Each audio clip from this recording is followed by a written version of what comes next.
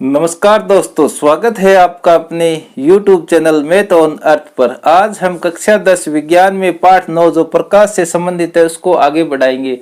इससे पीछे के वीडियो में मैंने आपको प्रकाश का परावर्तन समझा दिया है पूरा कि किसे कहते हैं, उसका नियम। अब प्रकाश का परावर्तन लगता किस में, तो वो लगता है कांच यानी दर्पण में। और इसका एक पार्ट और है अपवर्तन। जब प्रकाश की किरण टकरा के वापस नहीं जाएगी, सीधी गुजर जाएगी थोड़ा सा मुड़ के, तो उसे कहेंगे अपवर्तन। वो आगे के पार्ट में आएगा, वो बाद में आएगा, तब करेंगे। तो देखिए दोस्तों, मैंने बता दिया एक तो होता है प्रकाश का परावर्तन और एक होता है प्रकाश का अपवर्तन। तो प्रकाश का परावर्तन होता है वो किसी भी दर्पण में होता है, ठीक है।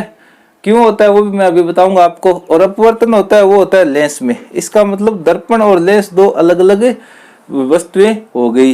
तो सबसे पहले हम परावर्तन का पाठ कर रहे हैं तो ये पूरा करेंगे, उसके बाद में अपवर्तन शुरू करेंगे। इस चैप्टर में आपका दो डिवाइडेशन किया हुआ है। एक क्वेश्चन आता है परावर्तन में से, एक आता है अपवर्तन में से। दोनों में जो आपको अच्छा लगे अथवा में आता है वो कर ले। तो मैं आपको दोनों ही समझाऊंगा अच्छी तरीके से, क्योंकि ये कंपटीशनों में बहुत ज्यादा काम में आता है। तो देखिए दोस्तों, मैंने बताया परावर्तन लिख रखा है यहाँ पर, देखिए। तो परावर्तन किसे कहते हैं, पीछे की वीडियो मैंने पूरा समझा रखा है, नहीं देखा तो वो एक बार आप जरूर देखना। परावर्तन का अर्थ होता है जब कोई प्रकाश की किरण एक माध्यम से चलकर दूसरे माध्यम की सतह से टकराकर पुनः उसी माध्यम में लौट जाती है। कौन से में? पहले में। तो उसे कहते हैं प्रकाश का परावर्तन। तो वो किस में होता है? ये होता है कांच यानी दर्पण में। अब देखिए, आप कहोगे कैसे। आपके घरों में जो हम यूज में लेते हैं ना कांच, वही कांच की बात चल रही है। जैसे कि ये मैंने ले रखा है दर्पण, ये नहीं है क्या, ये दर्पण है। तो इसमें देखिए क्या होगा, जब कोई भी प्रकाश की किरण आएगी, ठीक है, प्रकाश की किरण आएगी, इससे टकराएगी और वापस चली जाएगी। और वापस कहाँ पर जाती है? ये कुछ इधर उधर चली जाती है और कुछ हमारी आंखों पर जाती है, जिससे हमें हमारा प्रतिबिंब दिखाई देता है। तो ये होता है दोस्तों कांच या दर्पण। और इसमें मैंने लिख रखा अपवर्तन में लेंस। इसमें क्या होगा, प्रकाश की किरण टकरा के वापस नहीं जाएगी, आर पार चली जाएगी। जैसे मैंने ये पहन रखा है चश्मा, इसमें जो ये लगा रखे है ना कांच, तो ये क्या है? लेंस है, ठीक है। तो इसमें क्या है, प्रकाश की किरण वापस थोड़ी जा रही है। आपको मेरी आंख दिख नहीं रही है क्या? तो यही तो है लेंस। और ये क्या है? और अब मेरा चेहरा दिख रहा है क्या? आंखें दिख रही है क्या? नहीं दिख रही। तो ये है, ये तो दर्पण और ये लेंस। जिसमें प्रकाश की किरण टकरा के वापस चली जाए वो तो दर्पण, ये रहा। और जिसमें प्रकाश की किरण आर पार हो जाए, यानी कि वापस न जाए, थोड़ी सी विचलित जरूर होती है, मुड़ती है, वो मैं आपको पूरी डेफिनेशन बताऊंगा, तब आप समझ में आ जाएगा। तो देखिए दोस्तों, परावर्तन किस में होगा? कांच या दर्पण में, ठीक है। अब ये कितने प्रकार के होते हैं? सबसे पहले तो ये होते हैं दोस्तों दो प्रकार के, एक तो समतल और एक गोलीय। तो ये जो मैंने हाथ में ले रखा ना, ये है समतल दर्पण, ठीक है। ये कौन सा दर्पण है? समतल दर्पण। इसकी डेफिनेशन भी मैं बताऊंगा। तो अब आप कहोगे सर समतल दर्पण कैसे है? तो ये देखो, इधर मैंने लिख रखी है समतल दर्पण किसे कहते हैं? ऐसा दर्पण जिसका परावर्तक पृष्ठ समतल होता है। अब आप कहोगे सर परावर्तक पृष्ठ कौन सा होता है? तो देखिए, परावर्तक पृष्ठ वो पृष्ठ होता है जिससे किरण टकरा के वापस चली जाती है। जैसे कि मान लो इधर से आपको दिखाई दे रहा है, लेकिन पीछे देखिए अब क्या दिखाई दे रहा है आपको? कुछ भी नहीं दिखाई दे रहा। तो ये है परावर्तक पृष्ठ, ठीक है। तो ये कैसा है? समतल नहीं है क्या? समतल होने के कारण इसको क्या कहते हैं? समतल दर्पण। यानी इसकी डेफिनेशन, ऐसा दर्पण जिसका परावर्तक पृष्ठ समतल हो, समतल दर्पण कहलाता है, ठीक है। इसके पीछे चांदी या पारे की परत लगाई जाती है। ये जो पीछे होती है ना, इसके पीछे, क्योंकि अगर ये परत नहीं लगाएंगे तो आर पार चला जाएगा और ये दर्पण न रहेगा, कोई ना कोई लेंस हमारा हो जाएगा। लेकिन इसकी एक परत को मैंने क्या कर दिया, पीछे से इस पर कुछ लगा दिया। तो ये देखो, इसमें आपको चांदी या पारे की परत लगा देते हैं, या मान लो निकिल होता है, वो भी बहुत अच्छा परावर्तक होता है। निकल पेपर में पूछा जाता है एग्जाम में कि निकिल परावर्तक कौन सा है, तो निकिल भी आ जाता है। तो चांदी, पारा, निकल, ये। और इनको क्षय से बचाने के लिए, यानी ये जल्दी खराब न हो, तो इन पर क्या कर दिया जाता है? पेंट कर दिया जाता है, यानी कलर कर दिया जाता है कोई भी। तो ये होता है दोस्तों समतल दर्पण। देखिए, फिर आ गया गोलीय दर्पण। अब गोलीय दर्पण मेरे पास में यहाँ पर है नहीं। अगर ये समतल न है, अगर कैसा होता? गोल, ठीक है। अगर गोल होता ना तो वो हो जाता गोलीय दर्पण। जैसे कई घरों में या हमें मिल जाएगा एकदम गोल दर्पण मिल जाएगा, तो वो गोलीय। तो गोलीय दर्पण की डेफिनेशन क्या हो जाएगी? ऐसा दर्पण जिसका परावर्तक पृष्ठ गोल हो, गोलीय दर्पण कहलाता है। तो अब समतल दर्पण में कोई प्रकार नहीं, लेकिन गोलीय दर्पण होता है ना, ऐसे गोल होता है, ठीक है, ये गोलीय दर्पण है। बस इसमें एक साइड में तो कांच दिखता है, पीछे क्या होता है, वो परत लगी हुई होती है, किसकी, चांदी या पारे या निकल की। अब देखिए गोलीय दर्पण कितने प्रकार के होते हैं, 2 प्रकार के। समतल दर्पण का एक ही प्रकार है, समतल दर्पण ही होता है। लेकिन गोलीय दर्पण को हम 2 भागों में बांट देते हैं, एक तो होता है उत्तल दर्पण और एक होता है अवतल दर्पण। अब आप बोलोगे सर ये कैसे याद रखें, तो देखिए उत्तल दर्पण कौन सा होता है, मैं आपको बता दूं कि ये जैसे गोलीय दर्पण था, ऐसे दर्पण गोल ही आता है, ठीक है, ये है गोलीय दर्पण। तो अगर इसको मैं इस प्रकार काट लूं, किसी भी साधन के द्वारा, ऐसे काट नहीं सकते क्या, इसको ऐसे काट लिया, ठीक है, ये कटा हुआ भाग बचा है ना, वो रखा है मैंने, बाकी मैंने क्या कर दिया, अलग कर दिया। तो इस प्रकार से काट लिया, गोल था एकदम, और उसको मैंने ऐसे काट लिया, तो ये कौन सा हो गया, उत्तल दर्पण। तो इससे हम, ये कौन सी पृष्ठ हो जाती है फिर इसकी, परावर्तक पृष्ठ, ठीक है ना, बाहर वाली क्या होती है इसकी, परावर्तक पृष्ठ। तो अब देखिए उत्तल दर्पण की क्या डेफिनेशन हो गई, ऐसा दर्पण जिसके परावर्तक पृष्ठ बाहर की ओर, यानी ये ऐसे बाहर की ओर नहीं जा रही है क्या, ऐसे बाहर की ओर, यानी केंद्र से दूर दूर हो, उत्तल दर्पण कहलाता है। अगर आपको उत्तल दर्पण की डेफिनेशन पूछे तो आप बताना, ऐसा गोलीय दर्पण जिसका परावर्तक पृष्ठ केंद्र से दूर अर्थात बाहर की ओर वक्रित हो, वक्रित यानी वक्र टाइप में। और अब आ गया अवतल दर्पण, तो ये एक गोलीय दर्पण था, इसको मैंने इतना काट लिया, देखो इस हिसाब से, ऐसे ऐसे और ऐसे, इतना काट के इतना इतना रखा, बाकी मैंने क्या किया, मिटो दिया। ऐसे कांच को मतलब काट लेना भाई, कटिंग कर लेनी है कटर के द्वारा, कैसे भी, कोई ऐसे थोड़ी आते हैं तो गोल ही है, उनको काटते हैं, चाहे वो लेंस हो या दर्पण हो, गोल आते हैं, उसको काटा जाता है। तो अब ये हो गया अवतल दर्पण। तो अब इसको कैसे याद रखोगे कि ऐसा दर्पण जिसकी परावर्तक पृष्ठ, ये परावर्तक पृष्ठ है अंदर की ओर, यानी ये देखो ये अंदर की ओर नहीं है क्या, ये तो अंदर की ओर है, ये बाहर की ओर। ऐसा दर्पण जिसकी परावर्तक पृष्ठ अंदर की ओर यानी केंद्र की ओर वक्रित हो, अवतल दर्पण कहलाते हैं। एकदम इजी डेफिनेशन है उत्तल दर्पण की। ऐसा दर्पण, आपको ये चित्र आना चाहिए, अगर ये आ रहा है ना आपको, जैसे इस प्रकार से आप क्या बना दे, इस प्रकार से, ये तो हो गई आपकी उत्तल, और इस प्रकार से अवतल दर्पण। तो देखो बाहर की ओर, यानी ये बाहर की ओर जा रहा है, बाहर की ओर परावर्तक पृष्ठ बाहर की ओर होगी, वो तो हो जाएगा उत्तल, और जो अंदर की ओर होगा वो हो जाएगा अवतल। तो उत्तल दर्पण और अवतल दर्पण आप समझ गए होंगे। अब मैं बता देता हूँ आपको समतल दर्पण के गुण, जो कि आपके बहुत ज्यादा इंपॉर्टेंट होते हैं, ठीक है ना। तो गुण का मतलब प्रतिबिंब कैसा बनता है, सबसे पहले आभासी और सीधा। देखो प्रतिबिंब 2 प्रकार के होते हैं, तो वास्तविक और एक आभासी। आभासी होता है क्योंकि इसमें पार्श्व बनता है, दायां बायां दिखता है और बायां दायां, और सीधा बनता है। अगर आप कांच में अगर आप अपनी फोटो देखोगे या चेहरा देखोगे तो सीधा नहीं दिखाई देता है कि आपका सिर ऊपर दिखाई देता है या नीचे, ऊपर दिखाई देता है, तो ये क्या हो गया, सीधा और आभासी होता है, ठीक है। और प्रतिबिंब वस्तु के आकार के बराबर बनता है, ऐसे नहीं कि मेरी फोटो उसमें इतनी सी दिखे, ऐसे नहीं होता। जितना मैं बड़ा होऊंगा उतनी दिखेगी, छोटी चीज छोटी दिखेगी और बड़ी चीज बड़ी।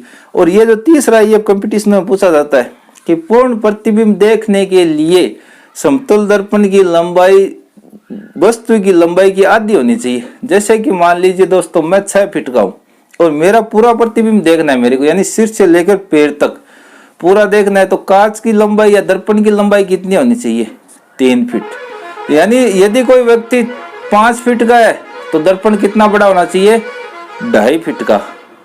अगर कोई व्यक्ति होता नहीं है, लेकिन मान लीजिए 8 फीट का कोई व्यक्ति है और उसको अपना पूरा प्रतिबिंब देखना है, तो वो कितने फीट का होना चाहिए दर्पण, 4 फीट का।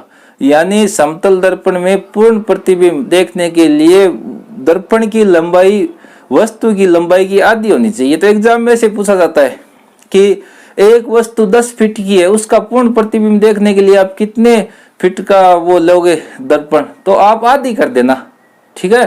तो ये था समतल दर्पण। समतल दर्पण की डेफिनेशन, गुण, समतल दर्पण के प्रकार 2 प्रकार के हो गए, उत्तल दर्पण और अवतल दर्पण, ठीक है। अब हम नेक्स्ट पढ़ते हैं इनके उपयोग। उत्तल दर्पण और अवतल दर्पण के उपयोग पूछे जाते हैं, इंपॉर्टेंट होते हैं, वो देखते हैं। देखिए दोस्तों, दोस्तों अब हम अवतल दर्पण और उत्तल दर्पण की डेफिनेशन अच्छी तरीके से देखते हैं। देखिए, अवतल दर्पण वह गोलीय दर्पण जिसका परावर्तक पृष्ठ अंदर की ओर, यानी चित्र देखिए अब आप, इसका ये परावर्तक पृष्ठ है, तो वह गोलीय दर्पण जिसका परावर्तक पृष्ठ अंदर की ओर, तो ये अंदर की ओर आपको दिखाई दे रहा होगा कि वह गोलीय दर्पण जिसका परावर्तक पृष्ठ अंदर की ओर, अर्थात गोले के केंद्र की ओर, यानी ये केंद्र है, इसकी तरफ नहीं आ रहा गया, ये दूरी और ये दूरी कम नहीं है गया, मतलब वह गोलीय दर्पण जिसका परावर्तक पृष्ठ अंदर की ओर, यानी अंदर की ओर और केंद्र की ओर दोनों बात हो रही है, अंदर भी आ रहा है और केंद्र की ओर भी आ रहा है, यानी वक्रित हो रहा है, वो अवतल दर्पण। इसी प्रकार देखिए दोस्तों, उत्तल दर्पण वह गोलीय दर्पण जिसका परावर्तक पृष्ठ बाहर की ओर, तो ये देखिए परावर्तक पृष्ठ ऐसे बाहर जा रहा है, बाहर की ओर जा रहा है, अर्थात केंद्र से क्या हो रहा है, ये धीरे धीरे दूर हो रहा है, तो ये कौन सा हो जाएगा, उत्तल दर्पण। यानी बहुत ही आसान डेफिनेशन है कि ऐसा गोलीय दर्पण जिसका परावर्तक पृष्ठ केंद्र की ओर, यानी अंदर की ओर वक्रित हो, ये आप चित्र याद रखें, ये अवतल होता है, ये उत्तल होता है। अगर ये याद है तो इससे आप डेफिनेशन आसानी से बना दोगे कि वह गोलीय दर्पण जिसका परावर्तक पृष्ठ अंदर की ओर, अर्थात गोले के केंद्र की ओर वक्रित हो, अवतल दर्पण, और ये उत्तल दर्पण। इंपॉर्टेंट है, डेफिनेशन पूछी जा सकती है आपसे एग्जाम में। अब देखिए, हम पढ़ेंगे अवतल दर्पण और उत्तल दर्पण के उपयोग। बहुत ज्यादा इंपॉर्टेंट क्वेश्चन है, इसको आप ढंग से याद करना। देखिए दोस्तों, अब हम करेंगे उत्तल दर्पण व अवतल दर्पण के उपयोग, जो कि आपके लिए बहुत ज्यादा इंपॉर्टेंट है, समझिए इनको। देखिए, अवतल दर्पण होता है, उसका उपयोग होता है सेविंग दर्पण के रूप में। सेविंग दर्पण कौन से दर्पण होते हैं, जो नाई की अपनी दुकान पर रखता है, जिससे हजामत बनाते हैं, जैसे दाढ़ी वगैरह करते हैं ना, वो सेविंग दर्पण। उससे क्या होता है, चेहरे का प्रतिबिंब थोड़ा बड़ा दिखाई देता है। आप ऐसे भी लिख सकते हो, सेविंग दर्पण के रूप में चेहरे के प्रतिबिंब को बड़ा देखने में। तो पहला उपयोग ये हो गया। उसमें जो सेविंग आप देखते होंगे, जब भी आप किसी भी मतलब नाई की दुकान पर हजामत करने बार बार, जिसे इंग्लिश में कहते हैं, उसकी दुकान पर जाते हैं तो देखते हैं कि आगे कांच लगे हुए होते हैं बड़े बड़े, जिसमें आप अपना प्रतिबिंब देखते हैं, तो वो क्या होते हैं, ये अवतल दर्पण। दूसरा उपयोग है टॉर्च व सर्च लाइट के रूप में। तो अपने घरों में टॉर्च होती है, बैटरी होती है, आपने देखी हुई होगी, उसके आगे एक दर्पण लगा हुआ होता है, वो कौन सा होता है, अवतल होता है। और सर्च लाइट का मतलब बड़ी बड़ी, जैसे मान लो जहाँ पर बॉर्डर है या जैसे जेल होती है, तो वहां पर बड़ी बड़ी लाइटें होती है, वो ऐसे घूमती रहती है, ऐसे सर्च लाइट, यानी कोई ढूंढने वाली लाइट के रूप में। तो उसमें कौन से दर्पण का उपयोग होता है, अवतल का। अब आपसे ऐसा पूछा जा सकता है कि सर्च लाइट या टॉर्च में अवतल दर्पण का उपयोग क्यों होता है, तो दोस्तों आप बता देना कि अवतल दर्पण होता है ना, वो क्या करता है, एक समांतर किरण पुंज छोड़ता है, यानी बराबर लंबाई में प्रकाश छोड़ता है। अगर इसकी जगह उत्तल दर्पण लगा दोगे ना, तो वो एक छोटे से एक बिंदु पर, जैसे लेजर लाइट आप देखते हो ना, एक बिंदु पर पॉइंट करता है, और ये क्या करता है, प्रकाश को किरण पुंज के रूप में फैलाता है। जिस प्रकार मान लो टॉर्च है, एक एग्जाम्पल के रूप में मैं बता, जैसे मान लो ये कोई टॉर्च है, ठीक है, ये टॉर्च है, इससे जैसे लाइट करोगे ना, तो ये ऐसे जाएगी लाइट, किरण पुंज के रूप में जाएगी इससे, न कि एक, तो ये क्या ज्यादा दूर तक दिखाई देता है। तीसरा है वाहनों के अग्र दीपों में। वाहन के अंदर कांच की तरह की होती है, जैसे एक तो ड्राइवर के आगे लगा हुआ होता है, जिससे वो आगे के क्षेत्र देखता है, वो होता है समतल, ठीक है दोस्तों। एक होता है साइड के जो मिरर होते हैं ना, जिसमें वो पीछे के देखता है, वो होता है उत्तल। और कांच कहां पर होते हैं, आगे की लाइटों में, बड़ी बड़ी लाइट होती है ना, 2 या 4, उसमें कौन सा दर्पण होता है, अवतल। वही कारण, क्योंकि जब रात को वो जब उसको वो प्रकाश देखेगा उसके द्वारा, तो किरणें क्या होगी, समांतर जाएगी और ज्यादा चौड़ाई में फैलेगी, तो इसलिए वाहनों के अग्र दीपों में। दंत विशेषज्ञों द्वारा दांतों का बड़ा प्रतिबिंब देखने में, इसका अगला उपयोग ये दंत विशेषज्ञ इसका उपयोग दांतों का बड़ा प्रतिबिंब देखने में करता है। ये सौर तापन युक्तियों में, सौर ऊर्जा की जितनी भी युक्तियां होती हैं, जैसे आप सौर ऊर्जा का कुकर आता है ना, सोलर कुकर, उसमें या सौर ऊर्जा से जैसे लाइट बनाते हैं, वो प्लेटें ऊपर कांच लगा हुआ होता है, तो उसमें भी कौन सा होता है, अवतल दर्पण। तो ये आप 5 याद रखें, सेविंग दर्पण के रूप में, टॉर्च या सर्च लाइट के रूप में, वाहनों के अग्र दीपों में, दंत विशेषज्ञों द्वारा दांतों का बड़ा प्रतिबिंब देखने में, और सौर तापन युक्तियों में। अब आगे बात उत्तल दर्पण। सबसे इंपॉर्टेंट आपकी किताब में एक ही दे रखा है, वाहनों के पश्च दृश्य दर्पण के रूप में। जो साइड मिरर होती है ना, वाहनों के पीछे का दृश्य दिखाई देता है, कौन सी गाड़ी आ रही है या क्या चीज गई है, तो वो उत्तल दर्पण। दूसरा इसका टेलीस्कोप में दूरबीन होती है दूर का देखने के लिए, उसमें। तीसरा स्ट्रीट लाइट रिफ्लेक्टर में, जैसे सड़कों पर खंबे लगे हुए रहते हैं ना, खंबे, या बाजार में देखते हो आप लाइटें लगी हुई होती है, तो वो कौन सा होता है, उत्तल दर्पण। और इसमें आप चाहो तो घड़ी साज द्वारा घड़ी का बड़ा प्रतिबिंब देने, घड़ी वाले होते हैं ना, जैसे घड़ी से ही करते हैं, वो एक छोटा सा लेंस आंख के ऊपर लगाते हैं, तो उसमें भी कौन सा होता है, उत्तल। तो इस प्रकार आप देख लेना दोस्तों, उत्तल दर्पण और अवतल दर्पण के उपयोग इंपॉर्टेंट है, इसको अच्छी तरीके से याद कर लेना। आशा करता हूँ आज जितना मैंने बताया आपके समझ में आ गया, इसको आप अच्छी तरीके से पढ़े, याद करें। कोई समस्या हो तो कमेंट करें, अन्यथा चैनल को लाइक करें, सब्सक्राइब करें, अपने दोस्तों में ज्यादा से ज्यादा शेयर करें। धन्यवाद दोस्तों, जय हिंद, जय भारत।